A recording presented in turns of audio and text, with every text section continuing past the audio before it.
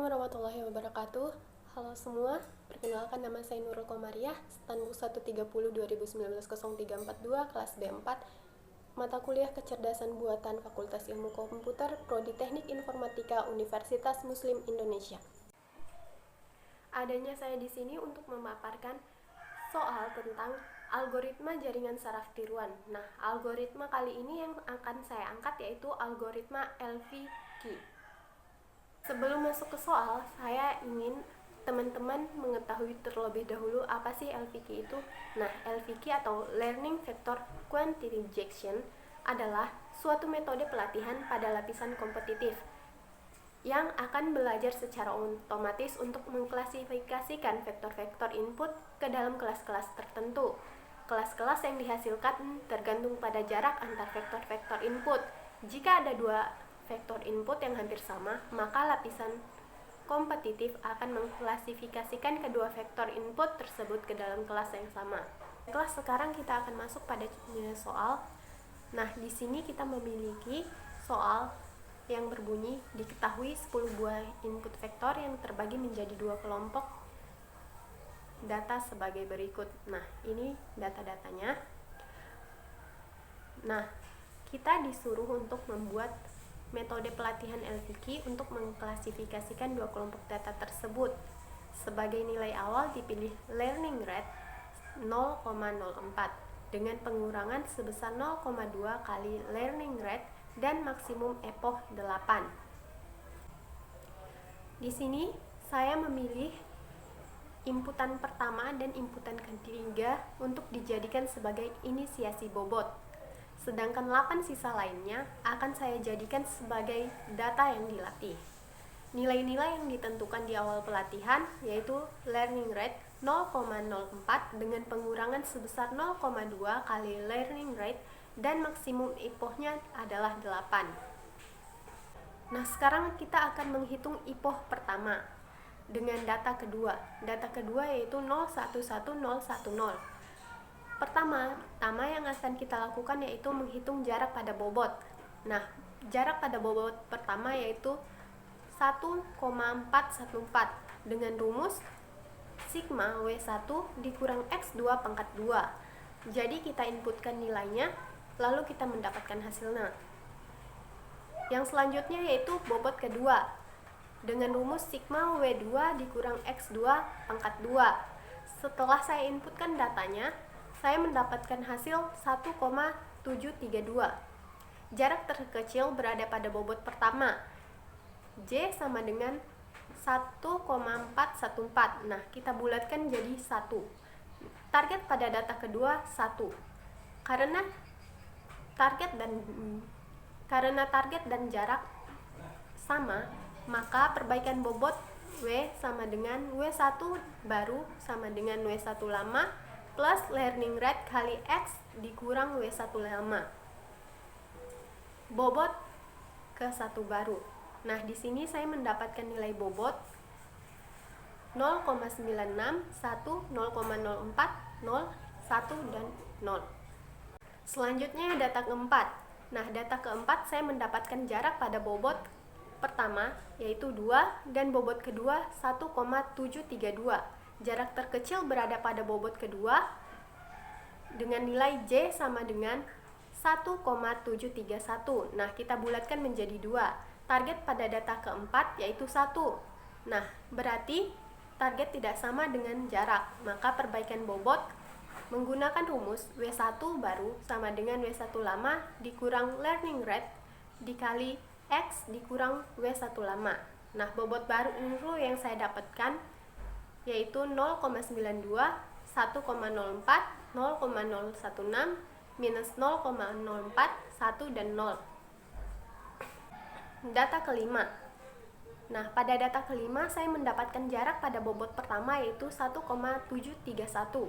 Sedangkan pada bobot kedua saya mendapatkan nilai 1,414. Nah, jarak terkecil terdapat pada bobot yang kedua yaitu jarak sama dengan 1,414. Akan kita bulatkan menjadi 1. Target pada data kelima yaitu 2. Berarti target tidak sama dengan jarak, maka perbaikan bobot yaitu menggunakan rumus W1 baru sama dengan W1 lama dikurang learning rate dikali X dikurang W1 lama.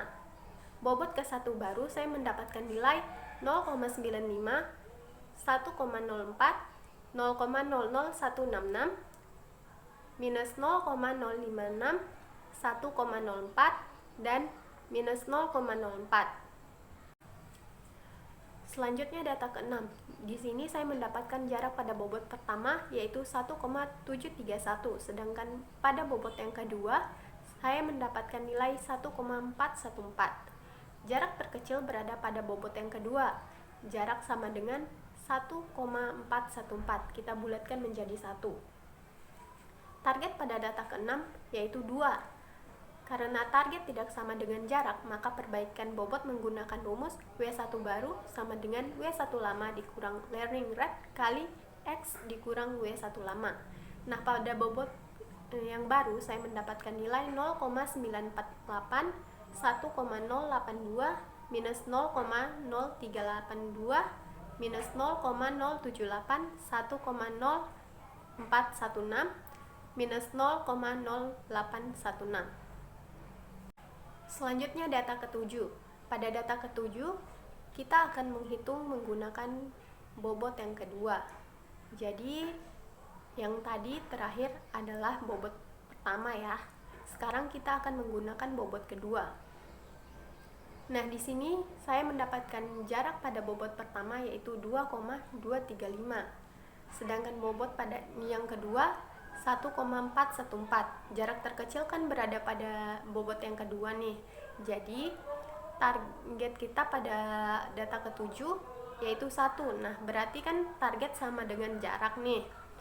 Maka kita akan menggunakan rumus W2 baru sama dengan W2 lama plus learning rate kali X dikurang W2 lama. Nah, bobot 2 yang saya dapatkan hasilnya yaitu 0,04, 0, dan minus 0,04. Selanjutnya data ke-8. Nah, pada data ke-8 saya mendapatkan jarak pada bobot pertama yaitu 1,414. Sedangkan bobot kedua saya mendapatkan nilai 2,236. Jarak terkecil berada pada bobot yang pertama dengan nilai 1,14. Kita bulatkan menjadi 1. Nah, target pada data ke-8 ini yaitu 1. Karena target sama dengan jarak, maka perbaikan bobot menggunakan rumus W2 baru sama dengan W2 lama plus learning rate kali X dikurang W2 lama. Nah, di sini saya mendapatkan nilai bobot baru yaitu 0,04, 0,04, 0, 0,0784, 0, minus 0,038. Data ke-9. Nah, jarak pada bobot yang saya dapatkan di sini yaitu bobot pertama bernilai 2, sedangkan bobot kedua bernilai 1,732. Jarak terkecil berada pada bobot yang kedua, yaitu jarak sama dengan 1,732. Kita bulatkan menjadi 2 ya. Target pada data ke-9 yaitu 2. Karena target sama dengan jarak, maka perbaikan bobot menggunakan rumus W2 baru sama dengan W2 lama plus learning rate kali X dikurang W2 lama. Nah, nilai bobot yang saya dapatkan di sini yaitu 0,0784, 0,039, 0, 0,0792, 0, 0,035. Nah, pada data yang ke-10 saya mendapatkan jarak pada bobot yang pertama yaitu 2 dan jarak pada bobot yang kedua yaitu 1,732. Jarak terkecil berada pada bobot yang kedua. Jarak sama dengan 1,732, kita bulatkan menjadi 2. Nah, target pada data ke-10 ini yaitu 2.